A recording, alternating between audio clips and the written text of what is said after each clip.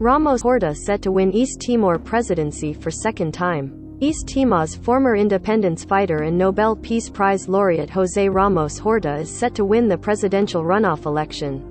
Dili, East Timor. East Timor's former independence fighter and Nobel Peace Prize laureate José Ramos-Horta is set to win the presidential runoff election. According to over 60% of the votes counted Wednesday, defeating incumbent Francisco Lu Guterres for the second time in Asia's youngest democracy. Official results are not expected until next week, but Ramos-Horta, who led resistance during Indonesia's occupation of East Timor, had 61.72% of the votes counted so far. Guterres was trailing with 38.28% and had promised to accept the outcome. The runoff was held peacefully on Tuesday. Ramos-Horta had a commanding lead in the first round but failed to exceed the 50% threshold for the victory. Ramos-Horta, East Timor's president from 2007 to 2012, and Guterres have blamed each other for years of political paralysis. The two also squared off in a second round in 2007. Ramos-Horta pledged to reduce poverty, improve health services for mothers and children and create more jobs if he is elected, and vowed to build communication with the governing parties to restore the nation's political stability and prevent a more severe economic downturn. The former Portuguese colony was occupied by Indonesia for a quarter century and gained independence after a UN-sponsored referendum in 1999. Indonesia's military responded with scorched earth attacks that devastated the East Timorese half of the island of Timor.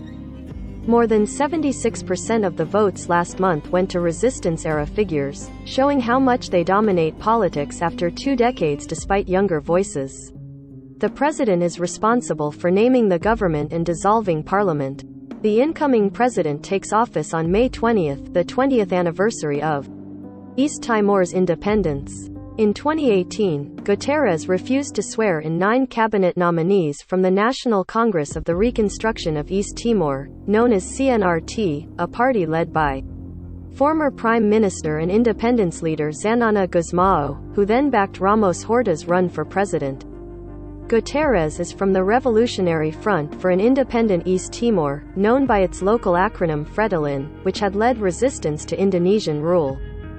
Fretilin said that Ramos-Horta is unfit for president, accusing him of causing a crisis as prime minister in 2006, when dozens were killed as political rivalries turned into open conflict on the streets of Dili.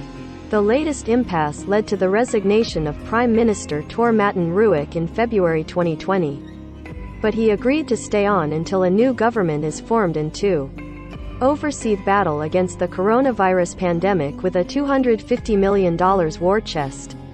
His government has operated without an annual budget and has relied on monthly injections from its sovereign fund savings called the Petroleum Fund. During his campaign, Ramos-Horta declared he would call an early parliamentary election if a new majority, based on the CNRT, couldn't be negotiated. Among the parties in the current parliament, many are concerned that calling an election early could inflame tensions. East Timor's transition to a democracy has been rocky, with leaders battling massive poverty, unemployment and corruption as it continues to struggle with the legacy of its bloody independence battle. Its economy is reliant on dwindling offshore oil revenues. Turnout in the second round was 71.6%, or 6% lower than in the first round.